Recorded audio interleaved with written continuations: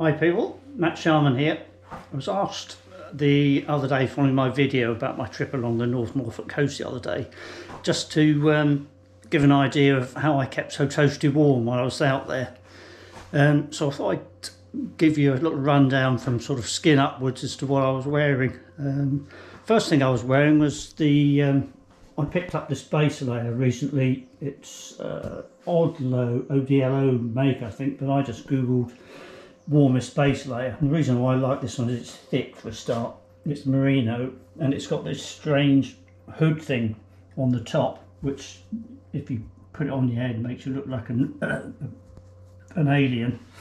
But you can just pop it down around your neck and it keeps your neck nice and warm. So that's a really good start on the base layer on the top.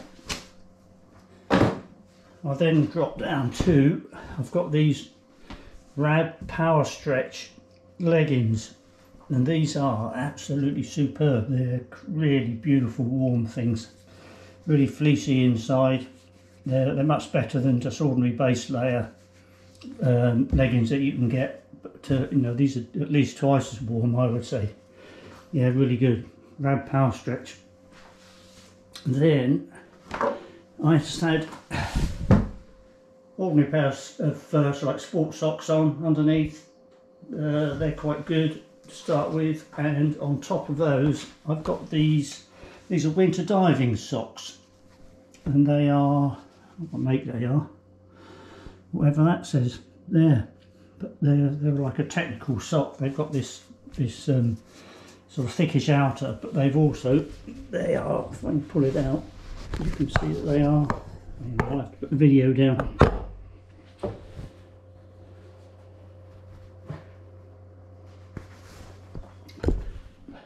But you can see they are double layer, so they've got a fleecy inner and a thick outer. So the effect was that I've got 3 pairs of socks. And on top of that, I've got my brand new trousers that my wife bought me for Christmas. These are something she found on Facebook. They're supposed to be super duper. They're stretchy, they're warm, they're lined.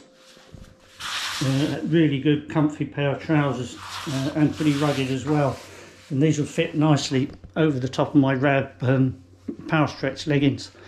Keep your bottom half pretty warm. On top of that, I just had this fleece on, which is pretty warm. That's a nice warm, again, Rab fleece. I quite like Rab stuff. It's pretty well made and well designed.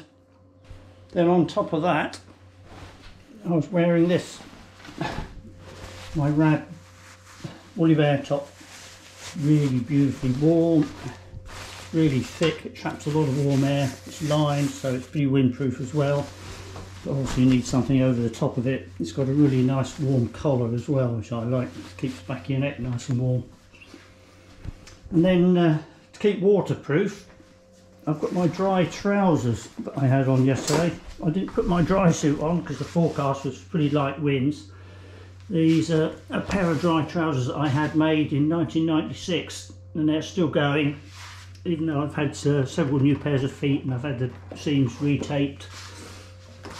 But they come pretty high up on the chest, and it means I can get the boat in the water. I can wade waist deep and not risk getting cold, which is really the main thing. Over the top of those, I've got my dinghy boots. These are Gull Windward. I like these because they've got a nice wide front to them. Nice wide, that would be probably see better.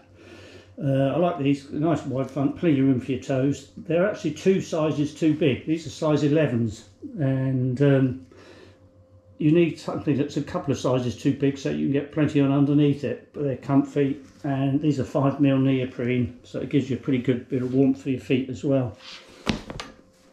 And then I've got this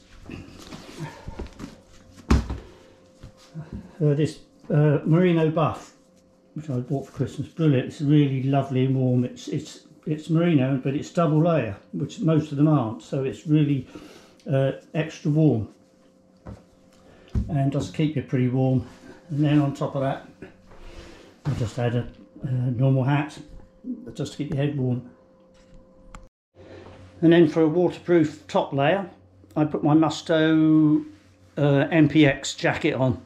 which I've had for quite a few years now, is lasting pretty well. It's nice, it's breathable, and it's got this really high collar. So what you want to do is minimise your skin contact with cold air, and that high collar to protect you from the wind when it's blowing behind is absolutely superb. And it's again, it's a size too big, so I can get my buoyancy aid on underneath, which is extra insulation inside.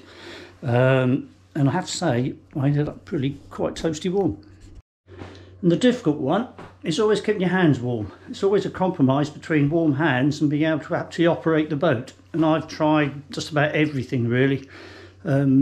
What you need is something that's big and that's easy to get on. Ideally it's going to be water resistant or waterproof, so it keeps your hands dry, but if not, you can have various pairs of gloves. These are Gill helmsman gloves.